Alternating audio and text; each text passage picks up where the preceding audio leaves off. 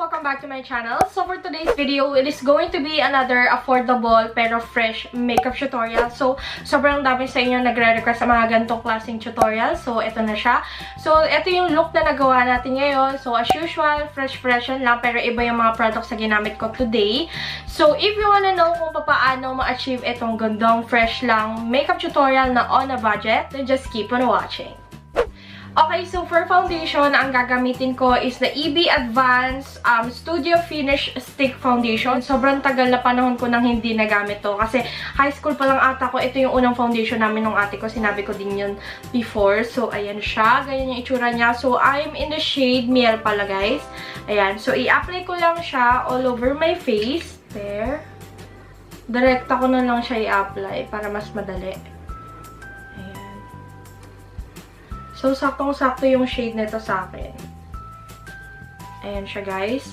And then, i-blend ko siya using my paddle brush. And madali lang naman tong i-blend.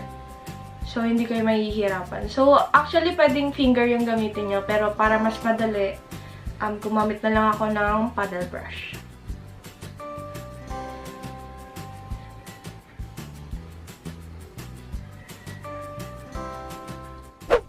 And then for concealer, guys, hindi na ako gagamit ng iba. Ito pa rin yung gagamitin ko. Pero this time, gagamitin ko lang yung finger ko to blend. So, kukuha lang ako ng onting product. Ayan siya. Using my ring finger lang. And then, i-apply ko siya sa under eye ko. And kung saan ko siya gustong ipang-conceal.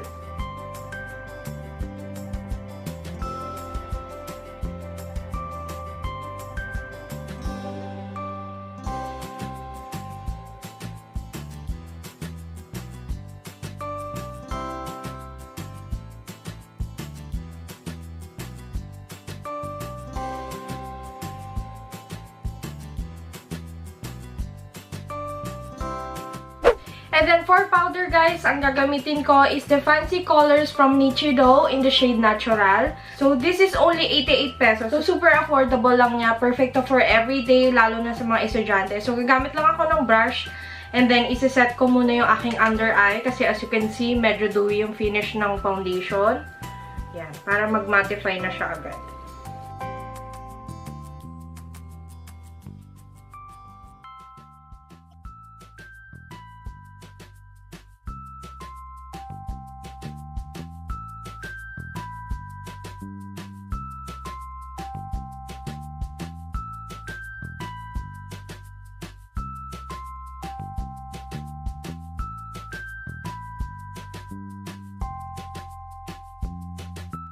And then for my brows, guys, ang gagamitin ko is the Careline Best Brow Liner.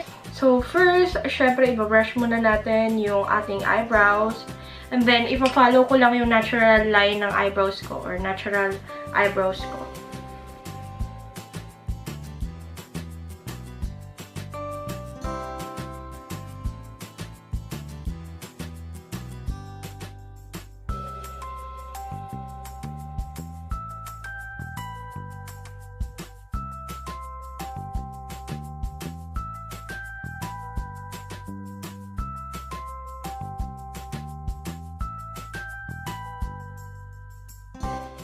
Ayun, guys, I'm done with my brows and let's now move on sa bronzer. So, ang gagamitin ko is the Fashion 21 in the shade number 5. So, this is only 130 pesos and meron na siyang maraming laman. So, ayan. Favorite ko din to, guys. Nakaka-fresh din to.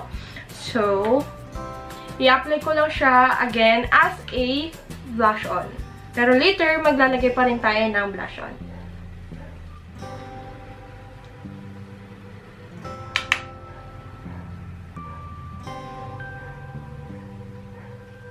So, parang ito yung ginagawa kong contour.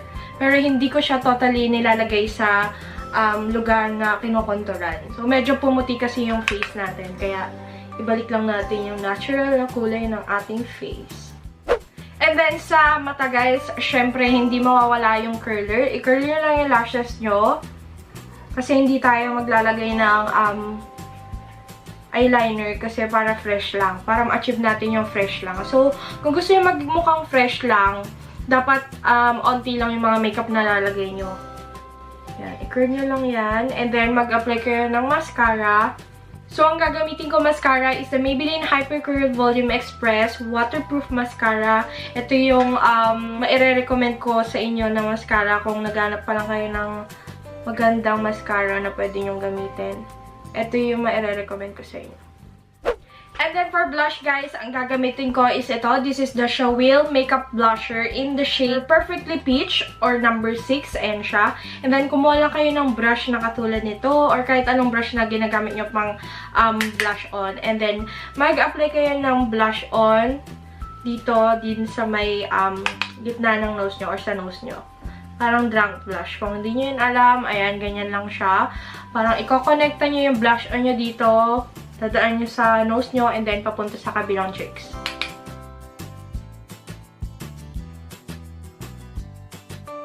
Ayan. And then, mag-a-apply lang din ako using the same brush dito sa lids ko. So, kahit hindi perfect guys, para magkakulay lang yung lids ko na parang may dugo naman na dumadaloy dyan. Ayan, maglagay kayo dyan. Kahit hindi perfect, kahit dampian nyo lang or daanan nyo lang ng brush.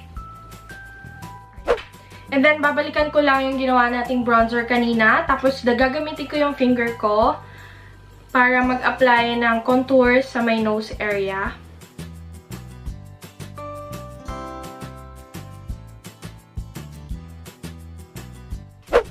And then, sa look na to guys, mag-highlighter tayo. So, ang gagamitin ko is the bench highlighter. Yung bench ng highlighter ko. Sobrang favorite ko din to.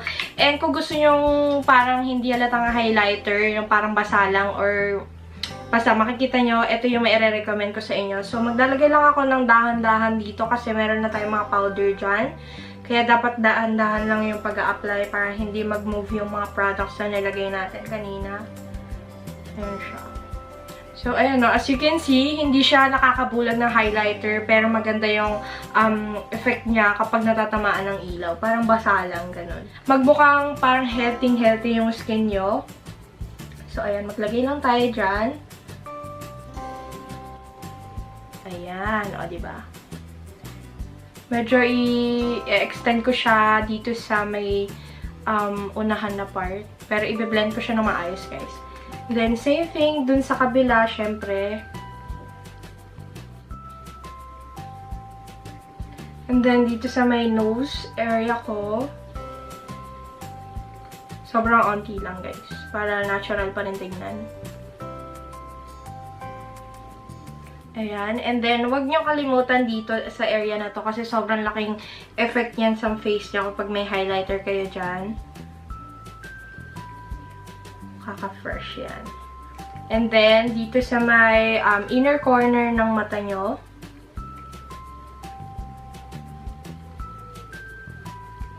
Yan. So, ayan guys. As you can see, parang sobrang healthy ng face ko. So, kanina medyo matte or actually matte na matte yung face natin kasi sobrang daming powder na nilagay. Pero nung naglagay na ako ng highlighter na to from Bench, ayun na yung itsura niya. Parang dewy-dewy lang.